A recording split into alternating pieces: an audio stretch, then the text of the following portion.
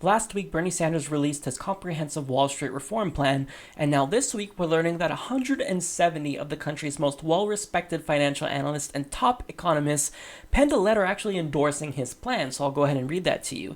They state, in our view, Senator Bernie Sanders' plan for comprehensive financial reform is critical for avoiding another too-big-to-fail financial crisis. The senator is correct that the biggest banks must be broken up and that a new 21st century Glass-Steagull Act separating investment from commercial banking must be enacted. Wall Street's largest banks are now far bigger than they were before the crisis, and they still have every incentive to take excessive risks. No major Wall Street executive has been indicted for the fraudulent behavior that led up to the 2008 crash, and fines imposed on the banks have been only a fraction of the bank's potential gains. In addition, the banks and their lobbyists have succeeded in watering down the Dodd-Frank reform legislation, and the financial institutions that pose the greatest risk to our economy have still not devised sufficient living wills for winding down their operations in the event of another crisis. Secretary Hillary Clinton's more modest proposals did not go far enough. They call for a bit more oversight and a few new charges on shadow banking activity,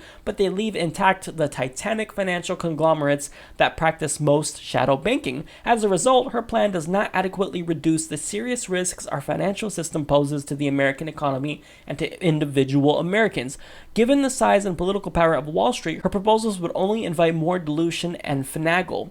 The only way to contain Wall Street's excesses is with reforms sufficiently bold and public they can't be watered down. That's why we support Senator Sanders' plans for busting up the biggest banks and resurrecting a modernized version of Glass-Steagull. So there you have it. I mean, not only is their endorsement of Bernie Sanders' plan unequivocal, but they actually decided to explain why Hillary Clinton's plan is not going to be effective, because it would just lead to more dilution, just kind of like Dodd-Frank. I mean, that was supposed to be strong reform to rein in Wall Street, and it was just watered down, and the end result was basically not very sufficient. So the fact that we have 170 of the country's most respected economists come together and write this letter explaining in great detail why Bernie Sanders' plan is the best, well, I mean, this should silence Hillary Clinton, right? I mean, she can no longer say that her reform is better, because she likes to critique Bernie Sanders on the shadow banking thing and say that he won't go far enough, but by breaking up the big banks who actually practice shadow banking